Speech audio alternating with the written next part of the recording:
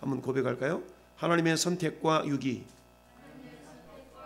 예, 하나님의 선택과 유기 오늘 제목인데요. 하나님의 선택과 유기. 그 웨스트민스터 신앙고백서는 전체가 35장으로 이루어졌다라고 그랬어요. 각 장마다 뭐 많게는 한 절, 여러 개는 또 10절 이상 되는 그런 부분으로 구성이 되어 있는데요. 특별히 3장의 주제는 하나님의 영원한 작정에 대한 주제입니다.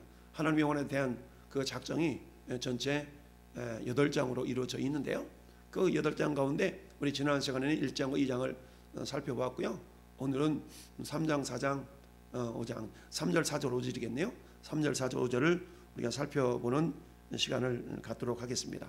그래서 특별히 하나님의 선택과 유기라는 그런 말씀인데요. 선택이라는 것과 유기라는 말은 그야말로 반대의 개념이죠. 그래서 하나님께서 어떤 자들은 선택하시고 어떤 자들은 유기, 그냥 내버려 두셨는가에 대한 부분입니다. 저기에 대한 신학적인 논란이 많이 있는데요. 어쨌든 우리 장로교에서 신앙고백서의 근거로 우리가 배우고 있는 웨스트민스터 신앙고백서가 굉장히 중요한데요. 3장의 지금 세 번째 절을 우리 같이 한번 읽어보도록 하겠습니다. 같이 읽습니다. 하나님께서는 자기의 영광을 나타내시려고 자기의 결정으로 어떤 사람과 천사는 영원한 생명에 이르도록 예정하셨고 다른 이들은 영원한 사망에 이르도록 예정하셨다. 아멘. 자, 우리가 지난 시간에 예정이라는 것과 작정이라는 것에 대해서 한번 살펴보았는데요. 자, 예정과 작정. 이 작정이라는 것은 커다란 개념이라고 본다 그러면 이 작정을 평택 시민이라고 표현한다 그러면 예정이라는 것은 왕성교회 성도 이 정도로 좁은 개념이라고 얘기할 수 있습니다. 즉 작정이라는 것은 하나님의 유구한 어떤 역사 가운데서 계획하시고 뭔가 뜻하신 바 이걸 하나님의 작정이라 그런다 그러면 예정이라는 것은 그런 하나님의 계획하시고 뜻하신 바 가운데 특별히 구원하시기로 이렇게 작정되어진 그것을 예정이라 그런다라고 지난 시간에 말씀을 드렸어요. 그래서 작정은 커다란 개념으로 우리가 생각해 본다 그러면 예정이라는 것은 그 가운데서 작정 가운데서 구원의 한정이어서 표현할 때 예정이라는 말로 우리가 이해해 볼 수가 있다라고 했습니다. 그래서 하나님께서는 자기 영광을 나타내시려고 뭘 나타내려고요?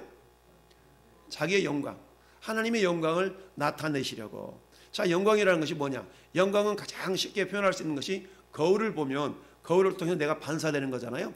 그러니까 내가 자기 스스로의 얼굴을 못 보잖아요. 근데 거울을 통해서 자기를 볼 수 있는 겁니다. 그럼 나라는 존재는 원래 존재하지만 내가 어떻게 생겼는가를 내 스스로는 알 수 없잖아요. 거울을 통해서 바라보거나 내가 이렇게 생겼구나 라고 알 수 있는 것처럼 하나님이라는 존재는 피조되지 않냐고 원래부터 계신 자존자 스스로 계신 분이라고 우리가 여호와라는 그 칭호의 뜻이 스스로 계신 분이라는 거 아니겠어요? 그런 것처럼 하나님은 스스로 계시지만 그런 하나님께서 스스로 계심을 이렇게 드러날 때에 비로소 하나님이 하나님 되심을 알 수 있다. 그래서 하나님이 하나님 되심이 드러나는 것을 영광이라고 표현할 수 있는 거예요. 그러니까 하나님께서는 자기 영광을 나타내시려고 하나님의 하나님 되심을 나타내시려고 이런 의미겠죠. 자기의 결정 또는 작정으로 어떤 사람과 천사는 영원한 생명에 이르도록 예정하셨고 또 어떤 다른 사람들에게는 영원한 사망에 이르도록 예정하셨다. 이게 보통 예정론이라고 그러는데요.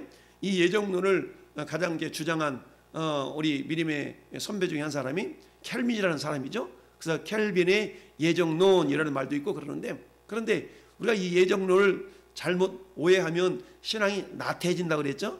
그래서 그 순복음교회나 이런 감리교회 이런 쪽에서는 우리 어떤 켈빈주의와 반대되는 개념의 반대라기보다도 좀 더 보완적인 개념의 신학이 있는데 그 신학은 알미니안주의라고 얘기합니다.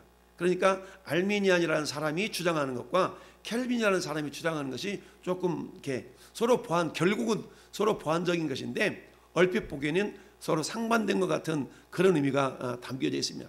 그걸 뭘 말하냐면, 자, 이 켈빈이 말하고 있는 그 구원론에서는 하나님의 전적인 은혜에 대해서 굉장히 강조를 하고 있고요, 인간의 전적인 타락과 하나님의 절대적인 어떤 주권을 굉장히 강조합니다.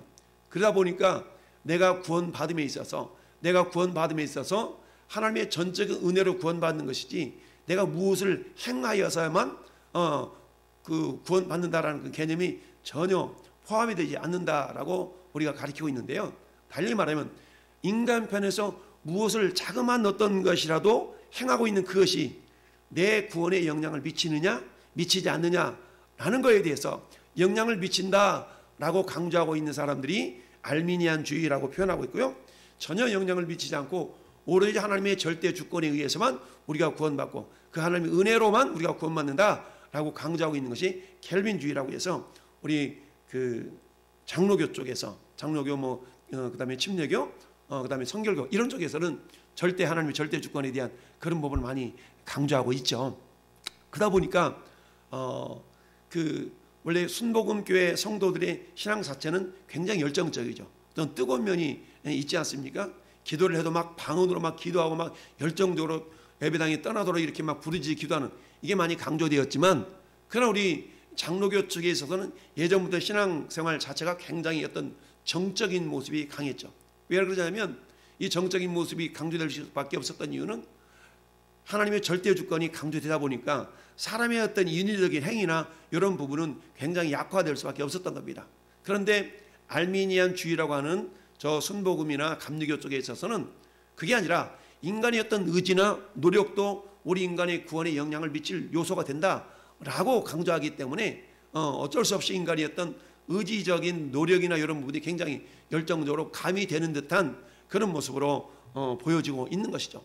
그러나 결과론적으로 본다 그러면 그 알미니안주의도 결국 하나님 은혜의 한 부분인 것을 나중에 우리가 깨닫게 되는데요.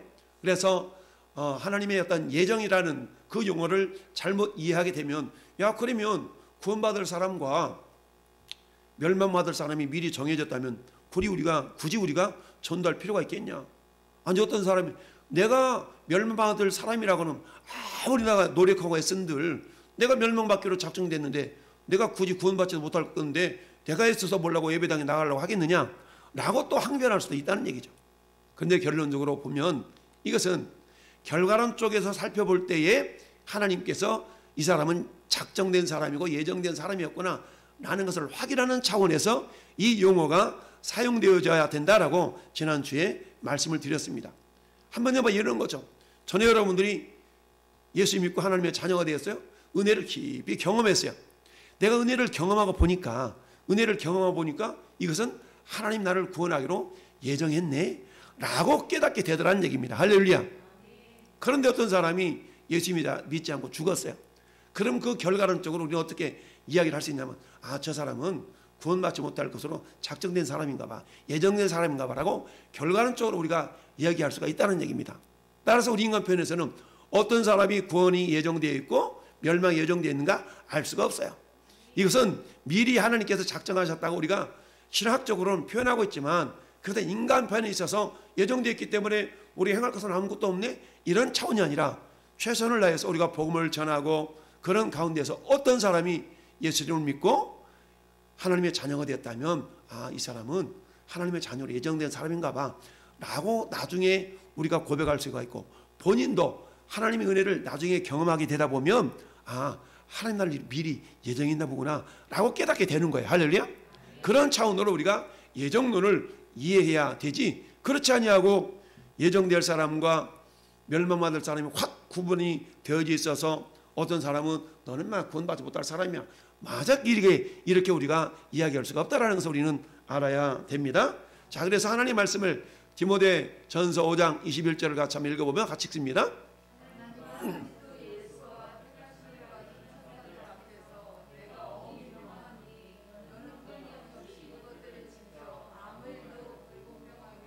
아멘.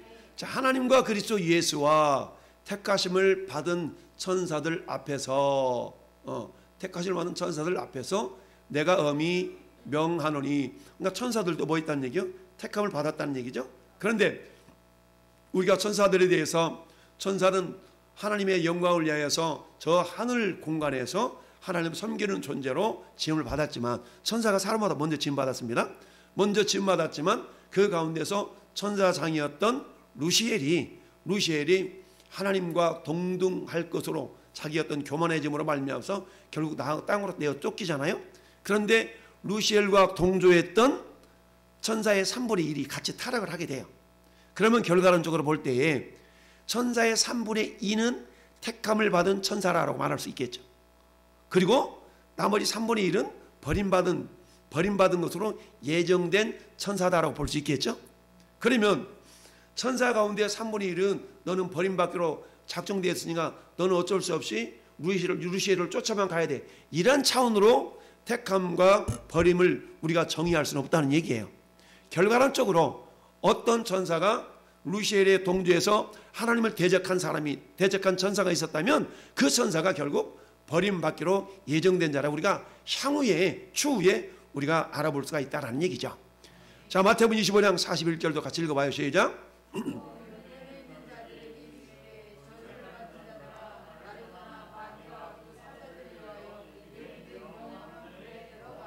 아멘. 예비된 영원한 불, 지옥이잖아요. 지옥이 준비되어졌어요. 예비되어서. 근데 지옥이 왜 준비되어졌냐? 그곳 갈 사람이 있기 때문에 그렇다는 얘기입니다. 그러면 그곳을 어떤 곳으로 어떤 사람들이 그곳에 가나? 하니까 저주받은 자들이 간다는 얘기입니다. 그럼 저주받은 자들과 마귀, 그 사자들, 이 세 존재가 결국은 어떻게 됩니까? 그러니까 마귀라는 것은 루시엘이 타락한 그 루시엘을 마귀라고 얘기를 해요. 그 다음에 그 루시엘과 동조했던 천사들을 뭐라고 해요? 마귀와 그 사자들이라고 표현해요. 그 다음에 세 번째는 뭐예요?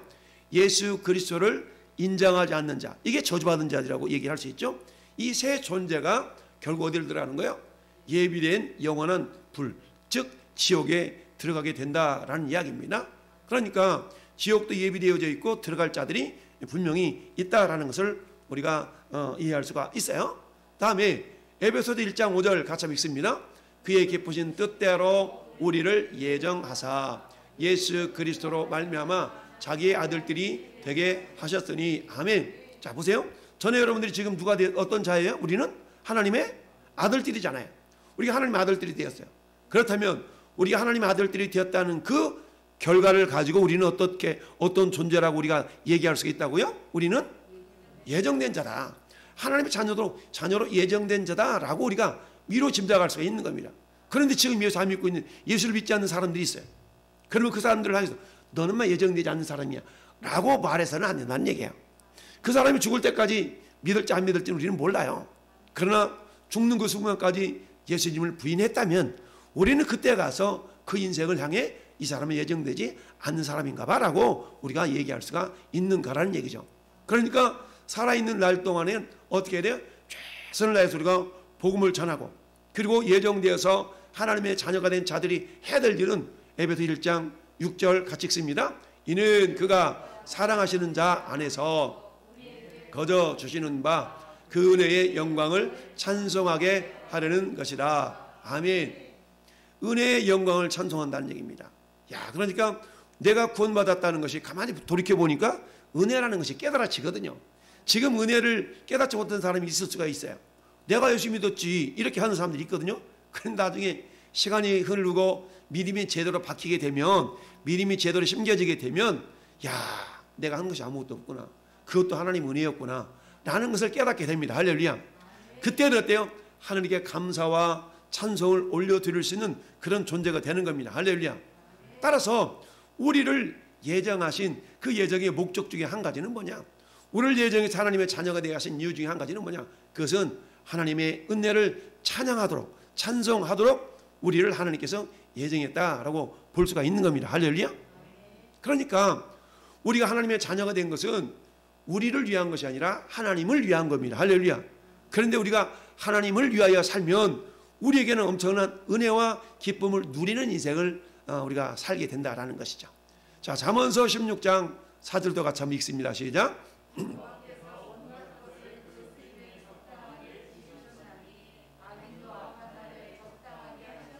네. 자, 온갖 것을 그 쓰임에 적당하게 지으셨나니 악인도 악한 날에 적당하게 하셨느니라 라고 표현합니다. 자, 악인도 악한 날에, 여러분 오늘날 우리 세상을 바라봅시다. 얼마나 악한 사람이 많습니까? 근데 악한 사람도 하나님이 악한 대로 하나님 쓰신다는 얘기죠. 그런데 악하게 쓰임받는 사람에게는 결코 영광이 없죠. 하나님의 영광은 선하게 쓰임받는 자들을 통해서 하나님의 영광이 나타날 수가 있는 거죠. 그리고는 하나님의 영광을 나타내는 자들에게는 그 영광이 어디로 연결이 되어져요? 영원한 하늘나라 천국에까지 연결이 될 수가 있는 거죠. 할렐루야. 그래서 전에 여러분들은 선하게 쓰임받는 자들이 돼야 되겠죠. 자, 3장의 네 번째 절을 보니까 하나님의 영원한 작전 가운데 자, 뭐라고 얘기하고 있냐? 같이 읽어볼까요? 이 천사들과 사람들은 이와 같이 예정되어 있기 때문에 특별히 그리고 변치 않게 계획되어 있는 것이며, 그래서 그들의 수요는 확실하고 확정적이므로 그것은 더하거나 뺄 수가 없다. 아멘. 자, 이것도 우리가 오해할 수가 있는 거예요. 이를테면 하나님 구원하기로 작정한 사람이 100명이야. 나머지는 구원하기로 작정하지 않았어. 예정되지 않았어. 이렇게 이해해서는 안 된다는 얘기죠. 이건 어떤 차원이냐면, 자, 우리가 요한복음 1장 12절 말씀 보면 영접하는 자고 그 이름을 믿는 자들에게는 하나님의 자녀가 되는 권세를 주셨으니라고 말씀하고 있죠. 요한복음 3장 16절에는 하나님의 세상을 이처럼 사랑하사 독생자를 주셨으니 이는 그를 믿는 자마다 멸망하지 않고 영생을 얻게 하려 하심이라는 얘기죠. 그렇다면 저기 있는 하반절에 있어서 그들의 수요는 확실하고 확정적이다. 여기서 확정적이라는 것은 이미 100명 결정되기 때문에 어떤 사람도 더 믿으려고 해도 못 믿어. 이런 차원이 아니고 저기서 확실하고 확정적이라는 것은 요한복음 1장 12절 말씀과 3장 16절 말씀에 의한다 그러면 뭐가 확정적이냐면 예수를 믿으면 하나님의 자녀가 되는 것이 확정적이라는 얘기예요. 그러니까 내가 예수를 영접했고 내가 예수님을 시인하고 영접했음에도 불구하고 이게 확실하게 정해져 있지 않다? 이런 사람이 이렇게 한다고 해서 하나님의 자녀가 되는 건 아니야. 이거는 확정적이지 않은 거잖아요. 그런데 확실하고 확정적이라는 얘기는 내가 예수 그리스도를 영접한다면 이 사람에게는 분명하게도 하나님의 자녀가 된다라는 것이 확실하고도 확정적이다라는 개념으로 우리가 받아들여야만이 우리가 오해를 하지 않게 된다라는 얘기입니다. 자, 그래서 디모데후서 2장 19절을 같이 읽어볼까요? 그러나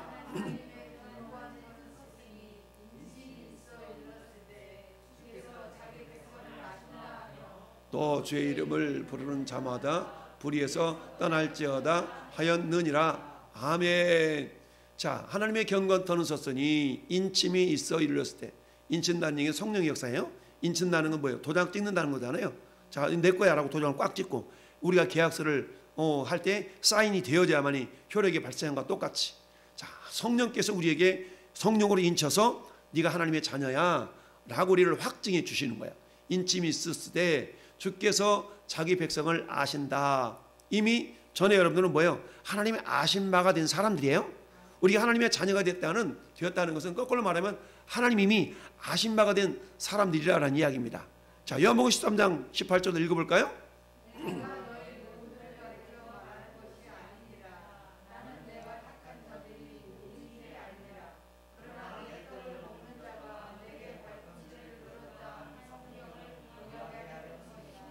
아멘.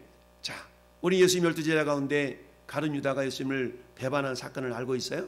지금 예수님께서 가룟 유다를 말하고 있거든요. 그렇다면 자, 가룟 유다는 이미 저 사람 구원받지 못하기로 작정된 사람인가? 그렇지 않다는 얘기죠. 그렇지 않다는 얘기입니다. 자, 그가 택한 자들이 누군지 알미라. 우리 주님은 다 하셨음에도 불구하고 뭐요? 그가 육신이 연약하고 믿음이 부족해가지고 뭐한 거예요? 결국 예수님을 팔아먹었다는 얘기죠. 그렇다고 해서 예수님이 곧바로 이 가룟 유다를 저주하거나 그런 건 아니잖아요. 그게 얼마든지 뭐 할 기회가 있었어요? 회개할 기회가 있었다는 얘기입니다. 아무리 예수님을 부인하고 저주했던 베드로라 할지라도 베드로는 어땠습니까? 베드로도 예수님을 부인하고 저주했지만 결국 회개하니까 예수님의 귀하게 쓰임한 존재가 되었잖아요. 비록 예수님을 팔아먹었던 이 가룟 유다다 할지라도 그 유다는 어때요? 스스로가 자결함으로 말미암아서 회개할 기회를 놓쳐버렸기 때문에 결론적으로 말하면, 결과론적으로 말한다면 그는 택함 받지 못했다라고 우리가 말할 수가 있는 겁니다. 할렐루야. 이게 결과론적으로 말하는 것이지, 이미 예수님이 구원받을 자고 구원받지 못할 자를 딱 갈라놓고 네가 어떤 일을 해도 너는 막 구원받지 못해, 이런 개념으로 예정과 작정을 사용해서는 안 된다라는 것을 우리가 이해를 해야 됩니다. 우리가 전도하다 보면 그렇잖아요. 그래 너는 예정받아서 구원받았지, 나는 예정받지 못한 것 같아, 그러니까 나한테 전도하려고 그러지 마, 이런 말은 통용이 되지 않는다는 얘기죠. 하나님 앞에는 그게 맞지 않는 이야기다라는 것을 우리가 알아야 됩니다. 자, 그 다음에 3장 5절에 두 부분으로 나눴는데요. 자, 5절 첫 번째 부분 한번 같이 읽어볼까요? 하나님께서는 생명에 이르도록 예정된 자들을 창세 전에 자기의 영원하고 변함이 없는 목적과 그리고 그 뜻의 은혜 계획과 선하시고 기쁘신 뜻을 따라서 그리스도 안에서 영원한 영광에 이르게 선택하셨다. 아멘. 할렐루야. 말하고 장황하게 설명이 되어 있지만 결국 우리를 하나님이 선택하셔서 하나님의 자녀가 되게 하신 까닭은 그 하나님의 기쁘신 뜻에 따라서 우리를 선택했고 그분의 영광을 찬미하도록 찬송하도록 우리를 선택했다라는 것인데요. 성경을 통해 다시 한번 확인해 볼까요? 자, 로마서 9장 11절 다시 읽어봅니다. 그의 자식들이 아직 나지도 아니하고 무슨 선이나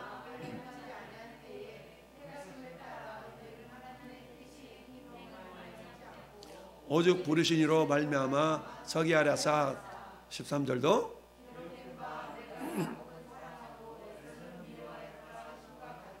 16절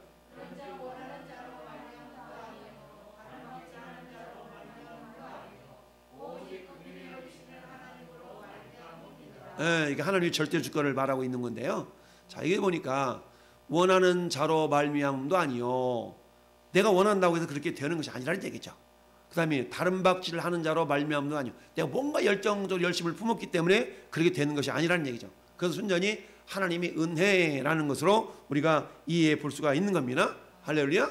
자, 두 번째 파트를 같이 한번 읽어봐요. 그러나 이러한 것은 믿음 또는 선한 행위 또는 그를 안에 있는 인내 또는 피조물들 안에 있는 어떤 다른 것들은 하나님을 감동시켜서 저희들을 선택하게 하는 조건들이나 원인이 아니라 너그러운 은혜와 사랑만으로 하시되 이들이 자기의 영광스러운 은혜를 찬양하게 하셨다. 아멘.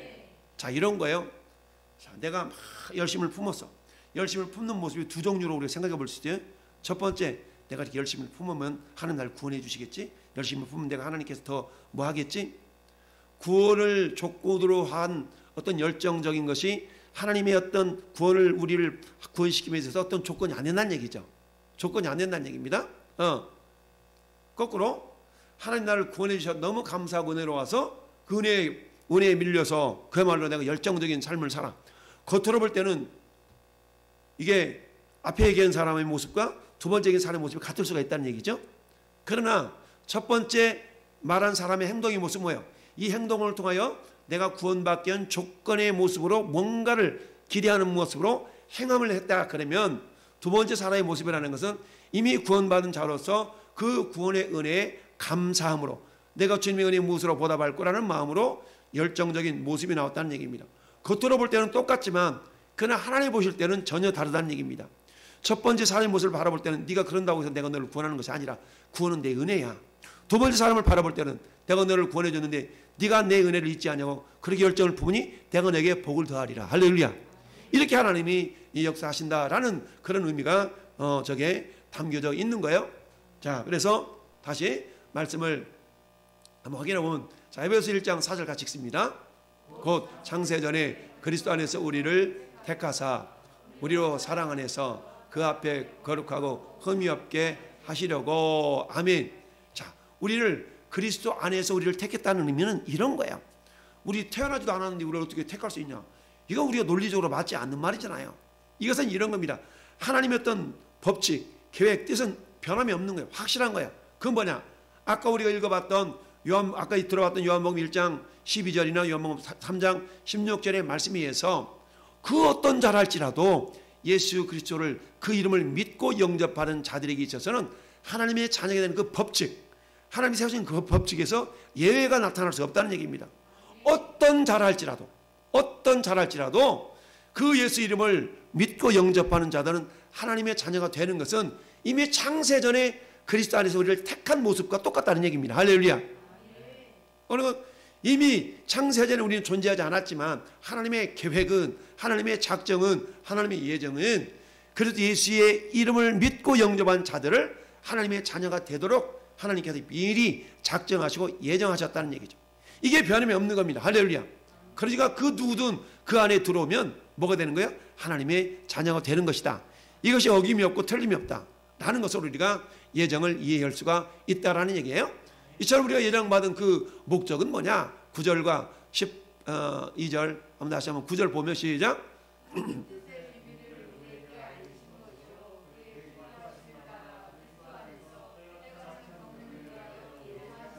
네, 때가 찬 경륜을 위하여 예정하신 것이다. 이 경륜이라는 것은 하나님의 원대한 어떤 계획, 이걸 갖다가 경륜하게 표현할 수 있어요. 그러니까 하나님의 원대한 계획 가운데에서 구원이라는 부분은 작은 부분이겠죠. 이걸 우리가 예정이라 한다 그랬어요. 그러면서 이는 6절에 그가 사랑하신 자 안에서 우리에게 거둬주시는 바 은혜의 영광을 찬송하게 하려는 것이라.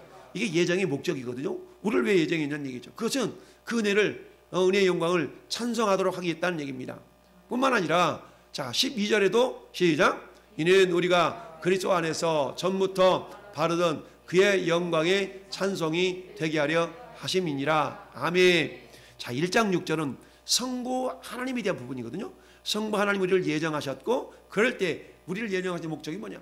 그것은 하나님 은혜를 찬송하기 위해서 그렇다.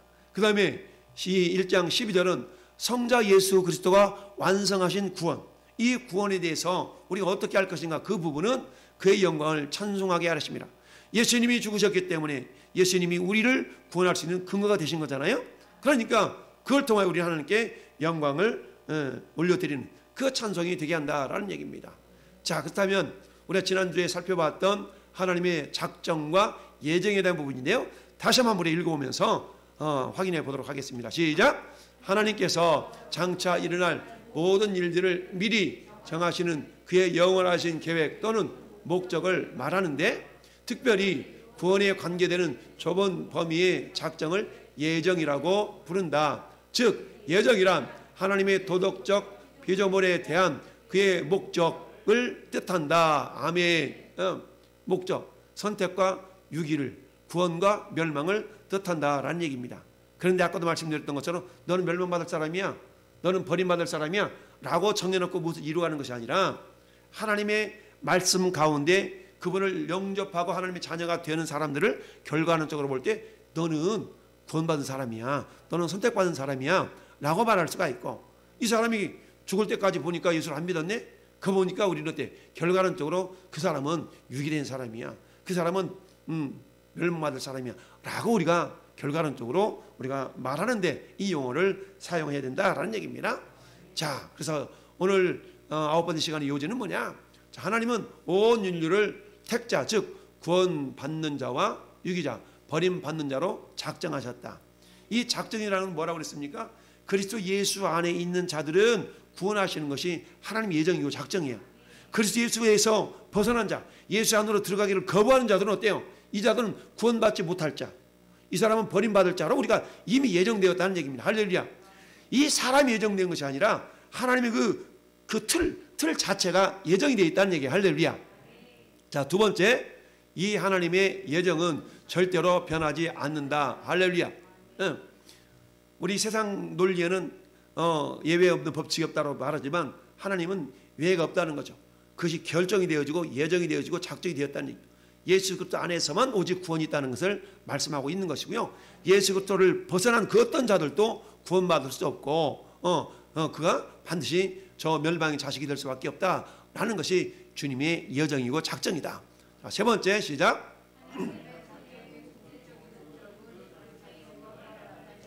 아멘. 그 궁극적인 목적은 뭐냐? 자신의 영광을 나타내시기 위함이라는 얘기죠.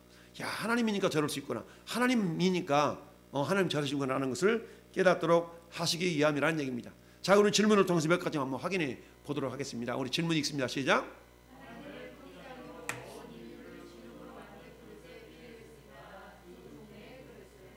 자, 보니까 하나님을 토기장이, 우리가 잘 아는 것처럼 로마서 9장 21절부터 23절까지 보니까 토기장이가 진흙 한 덩어리를 하나는 귀히 쓸 그릇을, 하나는 천이 쓸 그릇을 만들 권한이 없느냐. 22절 보니까 만일 하나님이 그의 진노를 보이시고 그의 능력을 알고자 하사 멸하기로 준비된 진노의 그릇을 오래 참으심으로 관용하시고 또한 영광 받기로 예비된 바 긍휼의 그릇에 대하여 그 영광의 풍성함을 알게 하고자 하셨을지라도 무슨 말을 하리요. 이 그릇은 우리니 곧 유대인 중에서뿐 아니라 이방인 중에서도 부르신 자니라. 아멘.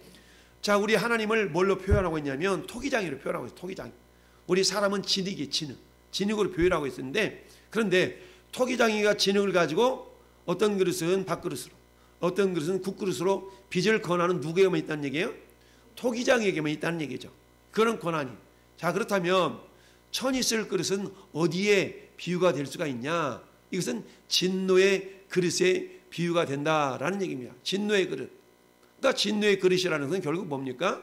구원받지 못한 그런 존재라고 말할 수가 있는데, 그럼 어떤 자가 구원받지 못해요? 예수 그리스도를 영접하지 않으면 구원받지 못한 거예요.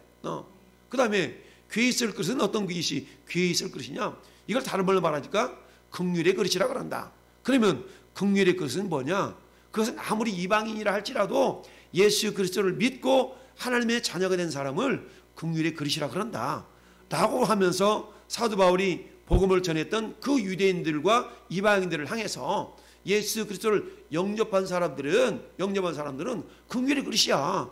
우리뿐만 아니라 이방인들도 마찬가지야 라고 사도 바울이 이야기를 하고 있는 것이죠. 그래서 긍휼의 그릇과 진노의 그릇은 딱 정해져 있는 것이 아니라 예수 그리스도를 기준으로 해서 예수를 영접한 자들은 긍휼의 그릇이 되는 것이고, 예수를 영접하지 않는 자들은 진노의 그릇이 된다라는 것을 우리가 알 수가 있습니다. 자, 그렇다면 예정된 자가 확정적인 이유는 무엇인가요? 아까 얘기했죠. 확정이라는 개념도 숫자가 결정돼요. 100명만 구원할 거야, 나머지 101번째는 구원 못 받아, 이런 차원이 아니고 하나님의 어떤 확정이라는 의미는 어떤 의미라고 그랬어요? 예수 그리스도 안에서 있는 자는 어떤 경우도 구원에서 제외될 수가 없고 그건 확정됐다는 얘기입니다. 할렐루야. 이런 의미로 우리가 받아들일 수가 있는 거예요. 그래서 주께서 자기 백성이 누구인지를 잘 알고 계시기 때문에 예정됐다, 피택자라고 말할 수가 있는데, 우리 인간편에 볼 때는 그 누구인지는 모르지만 그가 예수님을 영접했다면 그 자는 뭐한 자다? 예정된 자, 택정함 받은 자다라고 이해할 수가 있다. 할렐루야. 자, 인간의 행위와 하나님의 선택은 조금이라도 연관이 있습니까? 없습니까? 연관이 없다 그랬죠. 내가 뭔가를 해야만이 구원받고 못하면 구원 못 받고, 그게 아니라 하나님의 은혜로 우리는 구원을 받았다는 얘기입니다. 그래서 전혀 무관하다라는 이야기인데, 그것을 로마서 9장 11절부터 13절 이렇게 얘기했어요. 그들 자식이 아직도 낳지도 아니하고 무슨 선이나 악을 행하지도 아니한 때에 택하심을 따라 되는 하나님의 뜻이 행위로 말미암자 오직 부르신 이로 말미암아 서게 하려 한 것이나. 그러면서 야곱과 에서를 비유로 말씀하고 있죠. 그러면서 그런 부분을 우리가 온전히 하나님의 뜻을 이해할 수는 없지만 하나님의 선한 인도하심에 따라서 그 일이 이루어지고 있다라는 것을 우리가 알 수가 있다. 자, 그다음에 하나님의 선택의 근거가 뭐냐? 선택의 근거. 그것은 하나님의 기쁘신 뜻. 우리가 쉽게 말하자면 그럴 수 있잖아요. 내 마음이야. 우리 그러잖아요. 왜 그렇게 했는데? 내 마음이지. 똑같이 하나님의 했던, 우리 생각보다 크시고 우리와 크신, 우주보다 크신 하나님께서 우리를 선택하셔서 하나님의 자녀가 되시 하신 까닭은 뭐냐? 하나님 기쁘신 뜻이 있다는 얘기입니다.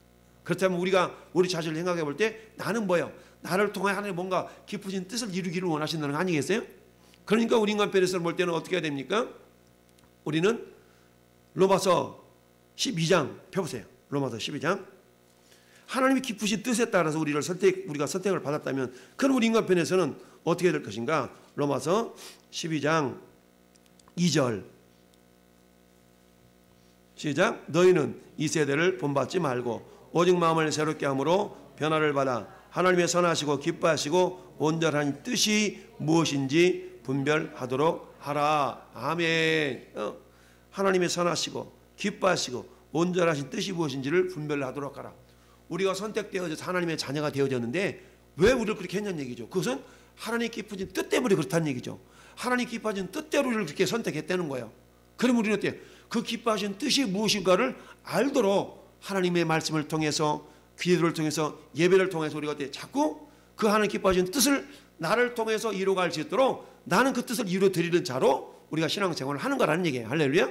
네. 그래서 자, 그 선택의 직접적인 목적은 그리스도의 형상을 본받게 하기 위함이다.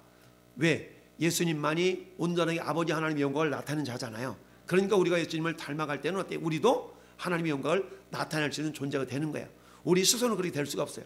오직 우리가 주님을 닮아야만이 주님의 영광을 나타낼 수 있는 존재가 되는 거예요. 그래서 우리를 선택하시고 하나님의 자녀가 되게 하셔서 주님을 닮아감으로 주님을 닮은 자라야만이 주님의 영광을 나타낼 수가 있기 때문에 그렇다라는 얘기예요. 자, 하나님의 예정의 궁극적인 목적은 결국 그 영광스러운 은혜를 찬송하도록 하게 합니다. 쉽게 말하면 영광 돌리기 위함이다 라는 얘기예요. 자, 결론으로 한번 결론 읽어봅시다. 시작. 그렇죠. 선택자와 유기자, 선택했다는, 선택받은 저와 여러분들을 통해서, 그렇다면 우리는 하나님 어떤 성품을 우리가 생각해 볼 수 있어요? 그것은 영광의 부유함을 나타낸다. 즉 긍휼과 사랑이 많으심을 보여줍니다. 여러분, 우리가 그렇잖아요. 야, 내가 구원받고 하나님 자녀 됐다는 그 은혜를 우리가 경험하는 순간에 우리가 어떤 고백을 할 수밖에 없어요. 야, 나 같은 것을 주님이 이렇게 구원해 주시다니. 이런 고백을 이해하지 못하는 사람이 있어요. 그러나 내가 하나님의 그 은혜를 경험하고 나면 그 고백이 나올 수밖에 없잖아요. 야, 하나님 나를 이렇게 사랑해 주시다니. 참, 하나님 나를 이렇게 구원해 주시다니. 이 사람들이 부르는 찬송이 왜 날 사랑하나? 왜 십자가 지셔야 됐나? 왜 갈보리 걸어야 됐나? 라는 찬송이 그들 입술 속에 나올 수밖에 없는 겁니다. 그리고 유기자, 버림받은 자는 뭐예요? 진노와 그의 능력을 나타내십니다. 즉 그의 거룩하심과 공의를 알려주신다라는 얘기죠. 하나님은 사랑과 하나님 공과, 하나님의 사랑의 성품과 공의의 성품이 있다고 그랬죠. 이 공의는 뭡니까? 생명 줄 자에게는 생명 주시고 사망을 역사할 자에게는 반드시 사망을 역사한다. 그러니까 죄를 지어도 회개하면 용서하지만 회개가 없는 자에게는 결국 그 죄를 반드시 대가를 물으신다라는 얘기죠.